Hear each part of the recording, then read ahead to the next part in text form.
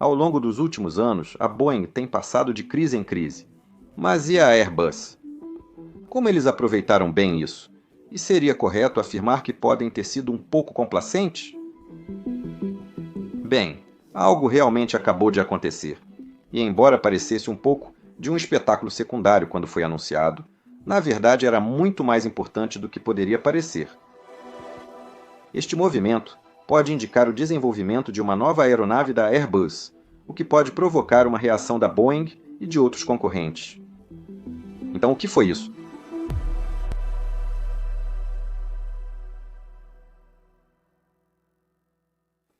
Eu me concentrei bastante na Boeing nos últimos anos, e provavelmente, por causa disso, muitos de vocês têm perguntado quando vou abordar a Airbus e o que eles têm feito. Acredite em mim, nós temos procurado histórias da Airbus, mas honestamente, a Airbus é um pouco mais difícil de decifrar do que a Boeing no momento.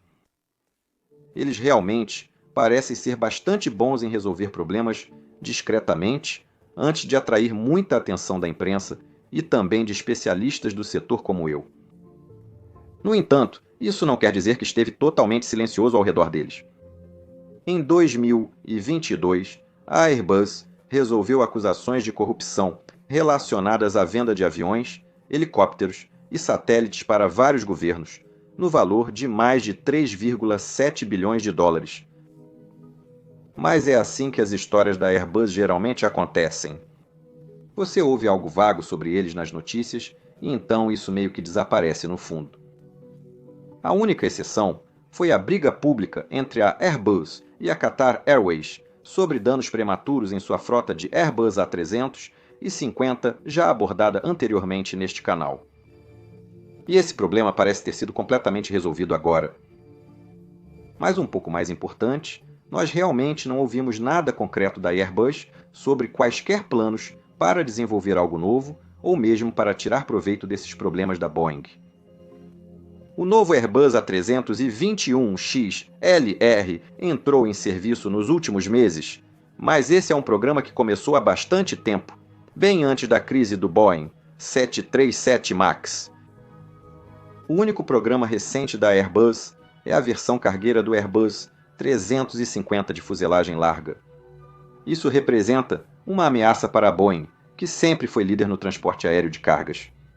Embora o transporte de cargas seja importante, o mercado de jatos de passageiros de curto e médio alcance é o foco principal da indústria no momento. Nesse mercado, a Airbus tem, até o momento, se mantido principalmente discreta. A única coisa que o fabricante europeu tem falado nos últimos anos que se encaixaria nesta categoria de tamanho específico é o seu programa Zero E, que é um grupo de conceitos da Airbus para futuras aeronaves movidas a hidrogênio. Desde o lançamento do Zero E, em 2020, a Airbus declarou que pretende colocar o primeiro avião comercial movido a hidrogênio em serviço até meados de 2030. Mas eles ainda não lançaram formalmente nada específico. Antes de tomar essa decisão, a Airbus provavelmente precisaria testar em voo alguns conceitos diferentes para a aeronave. Além disso, eles precisariam garantir que coisas como a produção e fornecimento de hidrogênio renovável tornariam o programa viável em primeiro lugar. Agora, seria injusto dizer que a Airbus não tem trabalhado em nenhuma tecnologia que seria útil para algo novo na categoria de tamanho de um Airbus A320 ou um 737 durante esse tempo. Por exemplo, eles têm projetos de longa duração, como o Wing of Tomorrow, examinando tanto o design quanto a fabricação de asas de aeronaves compostas. Tenho certeza que muitos de vocês sabem que a Airbus já fabrica asas compostas para o seu A350 e também tem tais asas feitas para o Airbus A220 pela Spirit Aerosystems em Belfast, Irlanda do Norte. Mas preparar essa tecnologia para substituir a produção da asa do Airbus A320, por exemplo, é muito mais difícil. Hoje, grandes seções dessas asas compostas precisam ser montadas em gabaritos especiais e depois precisam ser curadas ou basicamente assadas em fornos pressurizados do tamanho de asas, chamados autoclaves. Esse processo não é apenas caro, mas também demorado e difícil de escalar para altas taxas de produção. Agora, isso não é necessariamente um impeditivo para corpos largos, como o Airbus A350, cujas taxas de produção são relativamente baixas, atualmente em torno de 10 a 12 aeronaves por mês. Mas aeronaves de corredor único, obviamente, têm taxas de produção muito mais altas do que isso. A Airbus, atualmente, fabrica bem mais de 40 Airbus A320. A família Neo da Embraer produz jatos mensalmente, com planos de aumentar a produção para cerca de 70 aeronaves ou mais. Atualmente, o Airbus A220 está recebendo ótimas avaliações de companhias aéreas e clientes, mas sua asa composta é, na verdade, uma das razões pelas quais a Airbus está realmente lutando para aumentar sua taxa de produção para 2 dígitos por mês, o que é realmente necessário para tornar esse programa lucrativo. Agora, existem tecnologias que poderiam ajudar a aumentar a produção de coisas como asas compostas, como a cura fora do autoclave, e tanto a Airbus quanto a Boeing têm trabalhado nelas por anos. Mas, novamente, até agora, não há um programa real para uma nova aeronave da Airbus ou Boeing que estaria associada a essas novas tecnologias.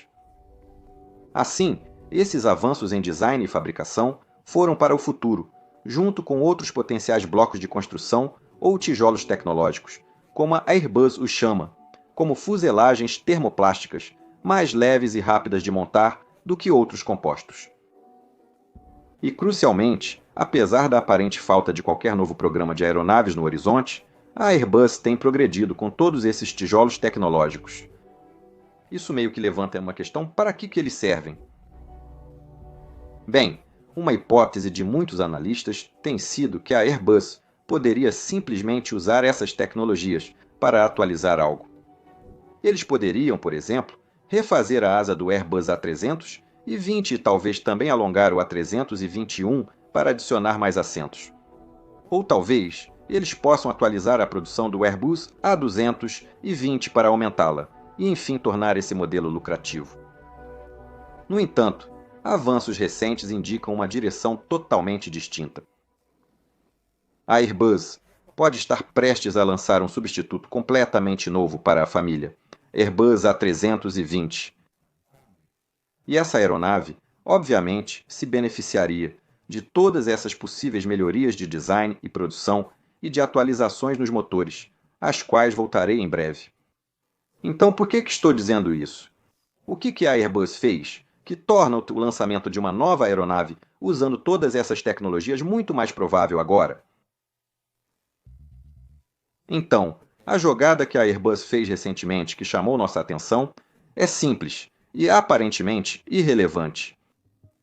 Tem a ver com aqueles planos para uma aeronave movida a hidrogênio que mencionei antes. Basicamente, a Airbus não acredita mais que a introdução de tal aeronave até meados dos anos 2030 seja realista. Quero deixar claro que esta não é uma história sobre aeronaves movidas a hidrogênio.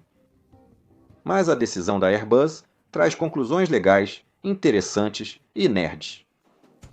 Como, por exemplo, o raciocínio deles de que o fator limitante para o hidrogênio não é tanto o lado das aeronaves, mas sim a disponibilidade de um ecossistema de hidrogênio adequado que seria capaz de produzir, transportar, armazenar e entregar hidrogênio para aeroportos em todo o mundo de maneira realista. Vale ressaltar que a Airbus não divulgou essa notícia em um comunicado de imprensa tradicional. Em vez disso, isso apareceu na imprensa francesa quando a Airbus estava respondendo a perguntas de um sindicato francês, onde eles revelaram que haviam cortado o orçamento para o programa de hidrogênio 0E em 25%. Crucialmente, a Airbus cancelou planos de testar um Airbus A380 com um quinto motor de hidrogênio montado na fuselagem. A Airbus planejava testar 2 versões de um conceito: um pequeno motor a jato que queimaria hidrogênio e uma configuração de célula de combustível de hidrogênio com um motor elétrico acionando uma hélice. O cancelamento é crucial, pois o leito de teste deveria exibir os efeitos da operação desses motores em grandes altitudes. Por exemplo, eles mostrariam se a queima de hidrogênio em um motor a jato criaria rastros de condensação muito espessos, o que poderia trazer problemas.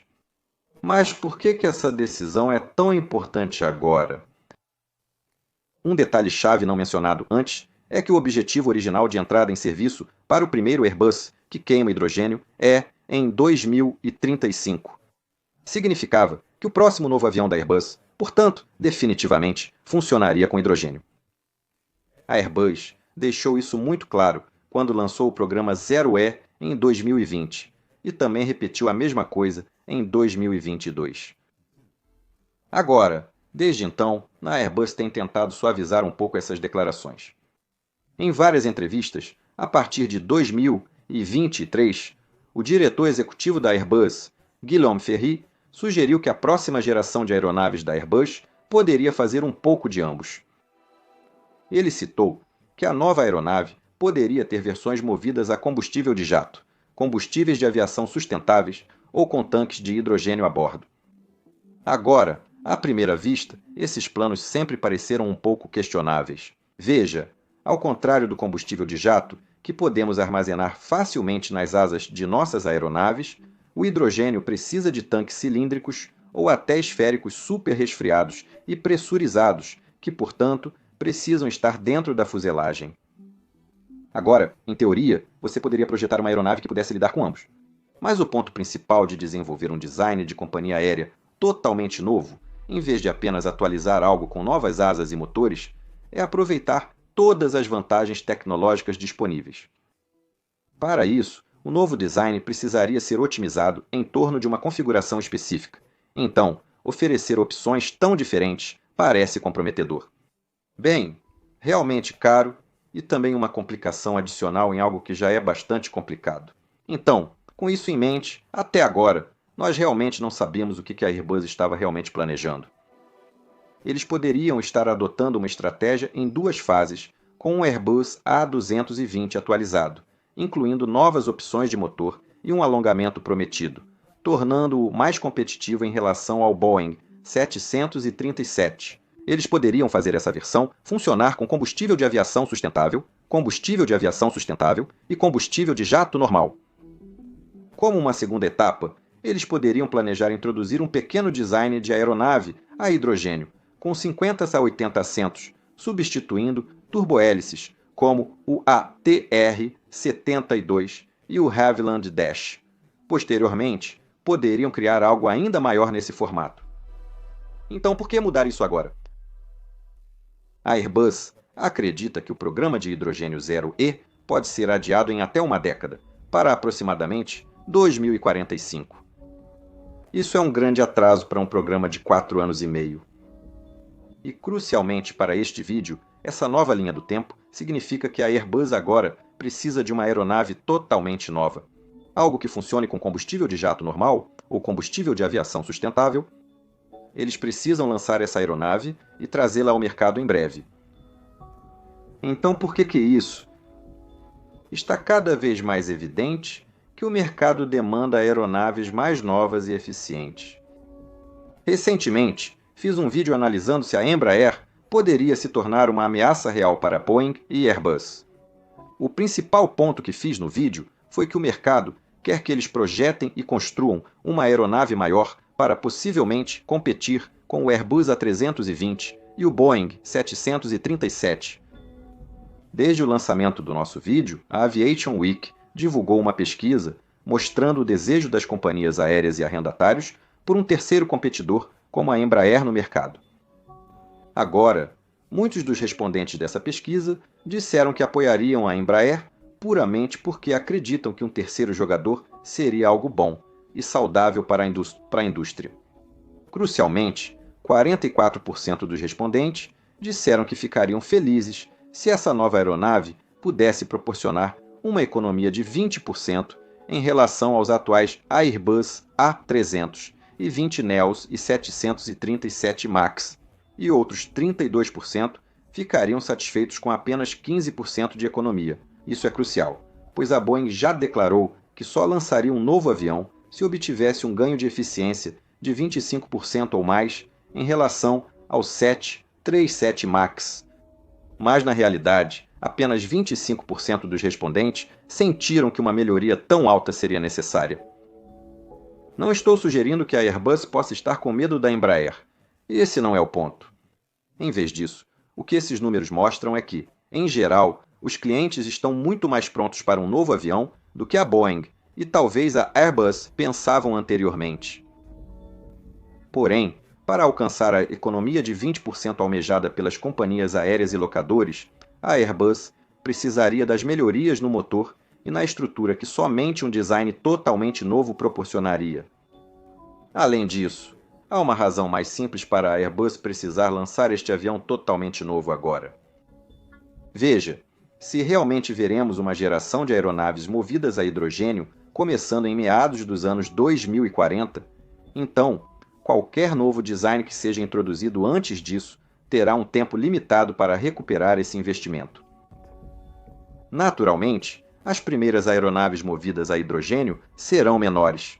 Portanto, uma aeronave com as dimensões de um Airbus A321, por exemplo, provavelmente ainda permanecerá relevante por um bom tempo. Mas, de qualquer forma, o ponto aqui é que agora temos uma ideia muito melhor do que a Airbus está planejando. E essa mudança de estratégia não está afetando apenas eles. Na verdade, uma jogada dessas reequilibraria completamente o campo competitivo em torno dos motores a jato, o que me leva imediatamente a algo um pouco constrangedor. Veja, recentemente eu fiz um vídeo sobre o Rolls-Royce UltraFan e expliquei como a Airbus e a Rolls poderiam acoplá-lo a um Airbus A350 para criar um Airbus A350neo, e que a Boeing, então, não teria uma resposta para isso, provavelmente por anos. Mas nesse mesmo vídeo, eu também disse que, como a Boeing ainda está ocupada com seus próprios problemas, a Airbus não tem pressa em lançar um substituto para a família A320neo. Gravei isso antes de revisar a pesquisa que mostrei e antes de considerar as recentes mudanças anunciadas pela Airbus. De qualquer maneira, uma nova aeronave da Airbus ou da Boeing terá como objetivo substituir os aviões comerciais mais populares disponíveis atualmente no mundo. E não há dúvida de que todos os principais fabricantes de motores vão querer uma parte desse bolo. Como eu disse no vídeo da Rolls-Royce, a fabricante britânica de motores conversava com a Boeing sobre uma versão desse motor para uma possível substituição do 737 e do 797. Então, eles optarem por fazer um desses motores para substituir um Airbus A320 é obviamente uma decisão óbvia. A Pratt Whitney já produz uma versão de seu turbofan com engrenagem para o Airbus A320neo, uma versão atualizada, possivelmente utilizando materiais mais recentes para solucionar problemas iniciais, seria uma excelente escolha para este novo avião também. Isso deixa a CFM, joint venture entre a General Electric e a Safran, que fabrica o motor LEAP-1 para as famílias Airbus A320neo e 737 MAXes. Aqui, as coisas são mais complicadas, porque a CFM também está desenvolvendo um design de ventilador aberto mais radical, o CFM Rise. Como expliquei em outros vídeos, esse motor é provavelmente o mais promissor em termos de ganhos brutos de eficiência.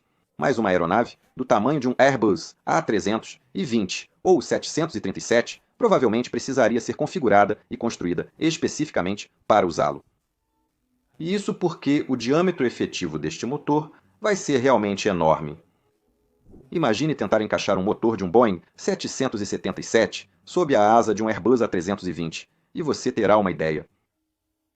Para fazer isso funcionar em uma aeronave de asa baixa, como a maioria dos aviões comerciais que temos hoje, a asa precisaria ser dobrada para cima em uma configuração semelhante a uma asa de gaivota. E eu já mostrei que a Airbus já apresentou um conceito assim há algum tempo, então não há dúvida de que eles estão considerando essa possibilidade para qualquer projeto futuro em que possam estar trabalhando. Além de outros desafios de desenvolvimento, escolher esse motor transformaria o substituto do Airbus A320 em uma aeronave de motor único. Isso é algo que a Airbus não pareceu se importar em seus aviões de fuselagem larga. O A350 e o A330neo atualmente possuem apenas motores Rolls-Royce, mas para suas aeronaves de corredor único, a Airbus tradicionalmente oferece uma escolha de pelo menos 2 motores diferentes. Foi o que eles fizeram com a família original, A320, e depois repetiram para a família Airbus A320 Neo também. Então, se é isso que eles querem desta vez também, bem, então a opção de ventilador Rise pode não ser a melhor escolha. Claro, nada impede a CFM de oferecer um motor mais convencional como opção. Talvez um LEAP, com ventilador acoplado, usando lições aprendidas no programa Rise. Na verdade, é o que acho que a CFM fará aqui. Obviamente, há outro player da indústria que seria afetado por essa jogada da Airbus, que ainda não foi mencionado. E esse é a Boeing. O que a Boeing faria se a Airbus lançasse um substituto para o A320, com entrada em serviço por volta de 2035? Ou se eu colocar de outra maneira, o que eles podem fazer? Bem, eu não tenho numa bola de cristal aqui, mas dado as recentes mudanças nos Estados Unidos, acho muito difícil imaginar que a nova administração deixaria a Boeing ficar ainda mais para trás de onde já estão. No passado, os Estados Unidos da América e a Boeing acusaram a União Europeia de subsidiar e apoiar de outras formas a Airbus. Mas agora, eu não ficaria surpreso em ver a Boeing receber um pouco, ou até mesmo muito financiamento estatal, francamente, apenas para ajudá-los a se manterem de pé e enfrentar um desafio tão gigantesco.